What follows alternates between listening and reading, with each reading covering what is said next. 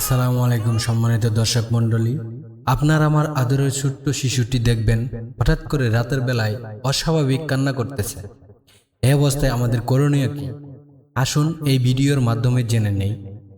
সম্পূর্ণ ভিডিওটি না টেনে সময় নিয়ে দেখতে থাকুন, উপকারে আসবে। তো চলুন জেনে নেওয়া যাক। আপনার ঘরের আদরের ছোট্ট শিশুটি সারাদিন হাসি খুশি থাকার পর রাতের বেলায় দেখবেন যে সে ঘুমাচ্ছে না এবং শুধু কান্না করছে, এমনকি মায়ের বুকের দুধ পর্যন্ত খেতে চায় না, শুধু একাধারে কান্না করেই চলেছে। আপনার আদরের শিশুটির যদি অন্য কোনো প্রকার অসুখ বিসুখ না হয়ে থাকে তাহলে বুঝে নেবেন আপনার আদরের ছোট্ট শিশুটির উপর দুষ্ট জিন অথবা দুষ্ট মানুষের নজর পড়েছে, যার কারণে বাচ্চাটি কান্না করছে। তাহলে আমাদের করণীয় কি হতে পারে? সমাধান হচ্ছে নবী করিম সাল্লাল্লাহু আলাইহি ওয়াসাল্লাম এর দেখানো পথ, পদ্ধতি এবং দোয়া। যে দোয়া ফেরেশতা জিবরাইল আলাইহি ওয়াসাল্লাম নবীজি সাল্লাল্লাহু আলাইহি ওয়াসাল্লামকে অসুস্থতার সময় পড়ে ফু দিয়েছিলেন।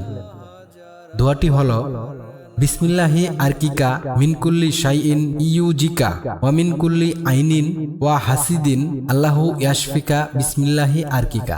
অর্থাৎ আল্লাহর নামে আপনাকে ফু দিচ্ছি, যেসব জিনিস আপনাকে কষ্ট দেয় সেসব প্রাণের অনিষ্ট কিংবা হিংসুকের বদ নজর থেকে আল্লাহ আপনাকে শিফা দিন। আল্লাহর নামে আপনাকে ফু দিচ্ছি। হাদিসটি বর্ণিত হয়েছে মুসলিম শরীফ, হাদিস নাম্বার 5512।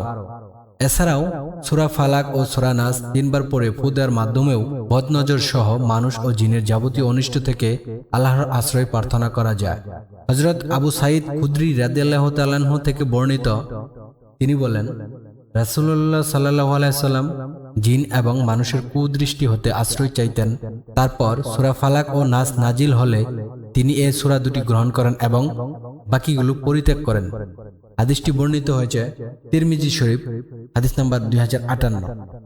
এছাড়াও উপরোক্ত দোয়াটি নবী করিম সাল্লাল্লাহু আলাইহি সাল্লাম শিশুদের এবং নিজের রক্ষার জন্য পাঠ করতে বলেছেন। বিশেষ করে রাতে বা বাইরে যাওয়ার আগে পাঠ করা উত্তম। আল্লাহ তাআলা আমাদের সন্তানদের সবসময় সুস্থ রাখুন, সব রকম অনিষ্ট থেকে হেফাজত করুন, আমিন। ভালো কিছু শেয়ার করুন যাতে আপনার দ্বারা অপর মুসলমানের উপকার হয়, এবং ভিডিওটি ভালো লাগলে একটি লাইক করবেন, একটি কমেন্ট করবেন ও শেয়ার অবশ্যই করে দিবেন। আর যদি সাবস্ক্রাইব না করে থাকেন তাহলে অবশ্যই আমাদের চ্যানেলটি সাবস্ক্রাইব করে দিবেন। ধন্যবাদ।